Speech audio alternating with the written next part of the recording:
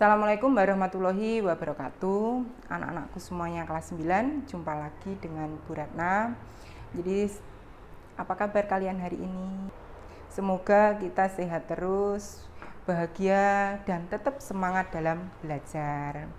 Jadi, dalam pertemuan kita kali ini, Bu Ratna akan mengajak kalian belajar materi tentang pewarisan sifat. Sifat yang diwariskan, apakah itu mungkin jujur, kemudian pantang menyerah, ya. Jadi yang namanya warisan itu tidak hanya tanah, kemudian rumah, itu aja, ya. Anak-anakku semuanya, anak-anakku, pernah nggak terlintas dalam pikiran kalian ketika kalian memperhatikan ciri fisik kalian? Mungkin dari bentuk rambut. Kalian yang memiliki rambut mungkin lurus, mungkin ada juga yang keriting, atau mungkin juga dari warna kulit kalian. Apakah kulit kalian itu termasuk sawo matang ataukah putih? Ya. Semua ciri-ciri itu tadi, jadi semua ciri-ciri fisik yang saya sebutkan tadi, itu semuanya akan diwariskan dari orang tua kepada anaknya melalui materi genetik. Nah, apa sih materi genetik itu? Molekul yang berperan dalam materi genetik itu ada DNA dan RNA, di mana itu bisa disebut juga dengan asam nukleat. Jadi DNA itu adalah deoksiribonukleik asid, sedangkan RNA itu adalah ribonukleik asid. Selanjutnya ada yang disebut dengan gen. Jadi gen itu adalah unit dasar di DNA yang menentukan sifat yang diturunkan atau diwariskan. Misalkan seperti kalian yang mungkin memiliki rambut keriting, berarti bisa dikatakan kamu itu gennya adalah gen rambut keriting. Atau contohnya kalau misalkan kalian mengetahui pada batang pada tanaman itu pendek, berarti batang itu memiliki gen pendek, jadi gen batang pendek. Selain gen, itu juga ada yang disebut dengan kromosom, di mana kromosom itu dilihat dari segi istilahnya, dari asal usul bahasanya itu terbagi menjadi dua, yaitu ada kroma dan soma, di mana kroma itu adalah warna dan soma itu adalah badan. Atau bisa juga dikatakan struktur seperti pita di DNA yang membawa gen dan mentransfer informasi genetik. Jadi kalau kita pelajari lagi, bisa kita katakan bahwa gen itu adanya di dalam DNA. Kemudian DNA itu adanya di dalam suatu kromosom. Kromosom ini ada di dalam inti sel, itulah yang ada pada tubuh makhluk hidup. Untuk mengetahui lebih jelas tentang materi pewarisan sifat, maka kita harus tahu dulu istilah-istilah dalam pewarisan sifat. Jadi istilah-istilah dalam pewarisan sifat itu ada yang pertama yang disebut dengan parental, di mana biasa diberi lambang huruf P. Ini. Atau kalau kita ketahui itu artinya adalah induk atau orang tua. Nah, kalau ada parental atau ada orang tua, mestinya ada yang disebut dengan anak. Jadi yang kedua itu adalah filial. Nah, filial ini yang diberi lambang huruf F, inilah yang disebut dengan anak atau keturunan. Filial itu ada dua, yaitu ada filial pertama, ada juga filial kedua. Jadi kalau misalkan diberi penggambaran, di sini ada parental, atau induk. Ini ada seorang ayah, jadi simbolnya seperti ini.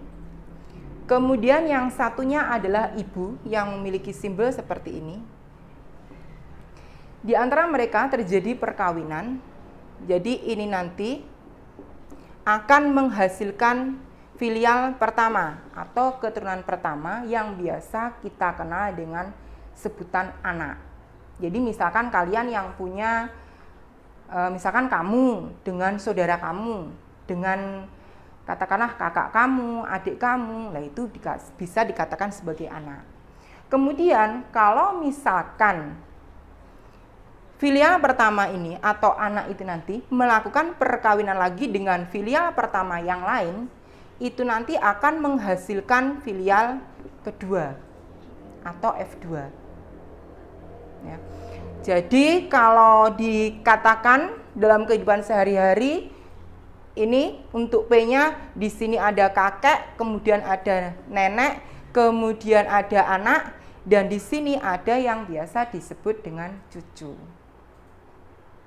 Ini yang dikatakan parental dan filial. Kemudian yang ketiga, itu ada yang disebut dengan fenotip. Fenotip itu adalah sifat yang tampak.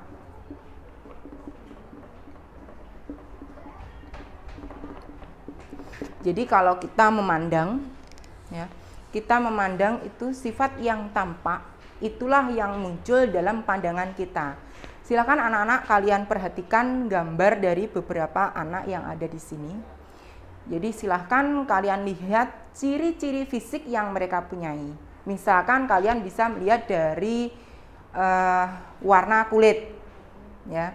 Jadi di situ ada anak yang memiliki kulit katakanlah putih, kemudian sawo matang, kemudian ada lagi yang memiliki kulit warna hitam. Lah itulah yang disebut atau dicontohkan sebagai fenotip. Kemudian ada lagi macam-macam dari warna bunga mawar. Nah, di bunga mawar itu yang kalian lihat itu bermacam-macam atau bervariasi, itu ada mawar yang berwarna putih, ada mawar yang berwarna merah, kemudian ada yang warnanya bahkan hitam juga ada. Itu merupakan contoh juga dari fenotip atau sifat yang tampak. Jadi fenotip itu bisa berupa bentuk, bisa berupa warna, kemudian bisa juga berupa rasa. Misalnya kamu menikmati, oh mangga itu rasanya manis, mangga itu rasanya asam. Lah, rasa mangga asam ataupun manis itulah yang disebut juga dengan fenotip. Ya. Kemudian selain itu juga ada yang dikatakan dengan genotip. Nih. Kebalikan dari fenotip, genotip itu adalah sifat yang tidak tampak. Karena genotip itu sifat yang tidak tampak, maka ini perlu diberi lambang atau biasanya genotip itu dilambangkan pasangan huruf. Jadi dilambangkan dengan huruf yang berpasangan. Nih.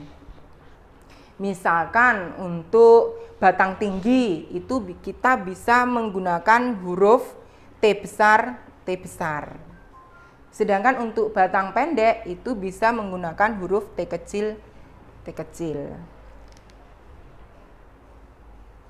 Oke nak ya, sebenarnya untuk istilah-istilahnya masih ada lagi, jadi ini saya hapus dulu ya.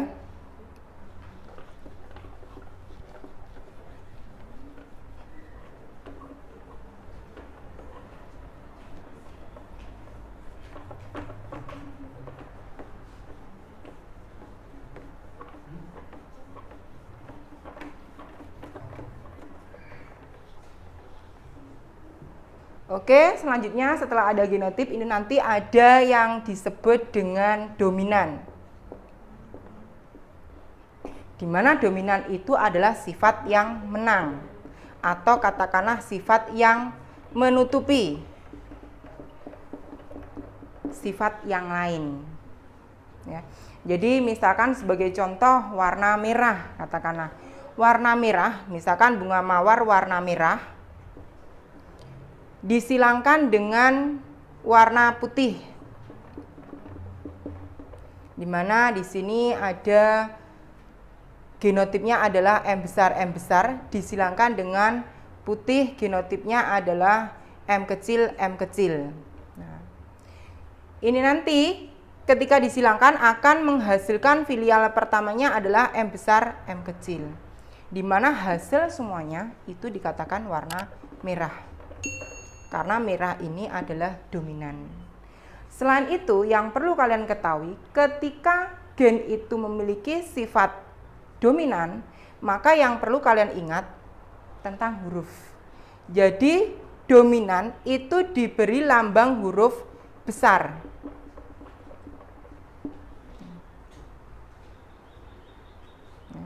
Jadi untuk dominan lambang hurufnya besar. Jadi misalkan seperti ini, saya tuliskan huruf M besar, M kecil, berarti ini sebagai dominan. Jadi jangan sampai keliru ketika kalian menyebutkan genotipnya, lambang huruf besar dan kecil itu nanti memiliki sifat yang berbeda. Kemudian selain itu juga ada yang disebut dengan resesif. Di mana kebalikannya juga, resesif itu adalah sifat yang tertutupi atau sifat yang terkalahkan. Contohnya tadi seperti ini, bunga mawar merah disilangkan dengan bunga mawar putih menghasilkan mawar merah, berarti ini termasuk dominan merah, sedangkan yang tidak muncul dari induk ini itu adalah warna putih. Berarti di sini warna putih itu dikatakan sebagai sifat yang resesif. Ya. Kemudian selain itu juga ada yang dikatakan sebagai alel. Alel itu adalah pasangan gen yang sama menunjukkan sifat. Jadi saya ulangi sekali lagi, alel itu adalah pasangan gen yang menunjukkan sifat yang sama. Jadi misalkan untuk batang tinggi itu genotipnya T besar, T kecil. Ya, di mana di sini T besar itu adalah batang tinggi, T kecil itu adalah batang pendek. Jadi alel dari T besar itu adalah T kecil, sedangkan alel dari T kecil itu adalah T besar. Itu. Oke, selanjutnya adalah yang ke-8 yaitu homozigot. Nah, tahu ya artinya homo itu kan sama ya. Jadi homozigot di sini adalah pasangan gen yang memiliki alel yang sama. Jadi contohnya misalkan M besar, kemudian M kecil, A besar. Jadi contohnya seperti ini. Mereka memiliki pasangan alel yang sama. Jadi M besar dengan M besar, M kecil dengan M kecil, A besar dengan A besar. Nih. Kemudian ada lagi yang disebut dengan heterozigot.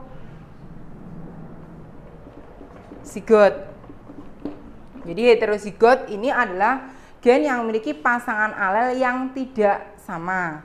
Jadi misalkan yang satu besar, M besar, satunya M kecil. Nih, atau A besar dan A kecil. Inilah yang dikatakan dengan heterozigot.